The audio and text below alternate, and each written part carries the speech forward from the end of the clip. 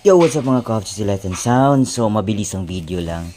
Maglalagay tayo ng T-nuts. Eto, T-nuts. Ayan, lalagay natin sa ating butas ng ating speaker dito sa mga maliliit. Yan. Yan. So, anong purpose ito guys? Ayan, usually ginagamit ko to pag subwoofer yung ginagawa ko. Ayan, kasi prone to vibration. So, madaling masira yung ating kahoy. Kaya, maglalagay tayo ng T-nuts. So, ito yung partner niya guys. So, ganito yung itsura niya. Okay, para sa mga beginners guys. So, ito yung magiging itsura niya. Ayan. Ayan. Bale, itong sa likod, ito yung magiging parang screw na niya guys ng ating speaker. So, mag-i-install tayo. Alright. Okay guys, so before ko siyang i-install, nilalagyan ko siya ng wood glue para mas matibay siya guys. Ito. Ayan. Lagyan natin lahat dito guys. Para kapit na kapit siya sa kahoy. Ayan. Yung gilid lang guys ha. Ayan. Okay. Tapos ito na yung sa ilalim. Tapos i-screw natin gamit ito. Okay. Tapos maglalagay ako ng parang washer dyan para hindi ma-damage yung kahoy. Okay. Ayan. Pasok natin yan. Then sa ilalim to guys.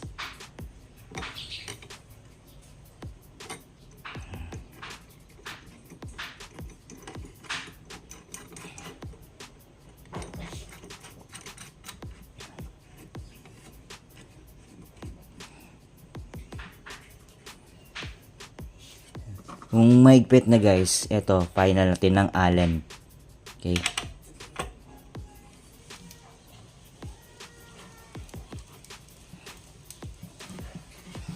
Hanggang sa sumikip siya guys.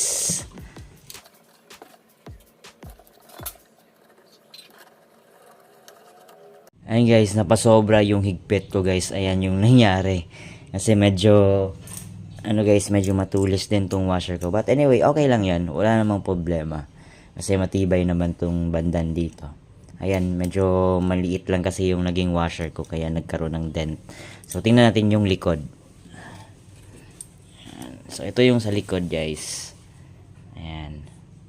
So, kapit na kapit yan. Kasi may wood glue. Ayan. So, ganyan lang din gawin natin sa lahat ng ating mga butas. Alright. Alright guys, so tapos nang nilagyan natin ng T-nuts. Ayan, so as is na lang siya dyan guys.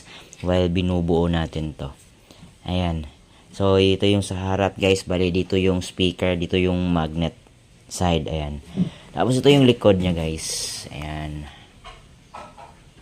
Hindi ma-focus. Ayan. Alright. Okay. Alright. Kaya ano guys, ugaliin talaga natin no, sa mga beginners na kung subwoofer na 15 inches, 18 inches, mas mainam talaga na naka T-nuts para mas matibay. Iwas na extra vibration yung mga unnecessary noise. Ayan. Okay. So, naka double ply siya guys. Ayan. Okay, so hanggang sa muli. Alright.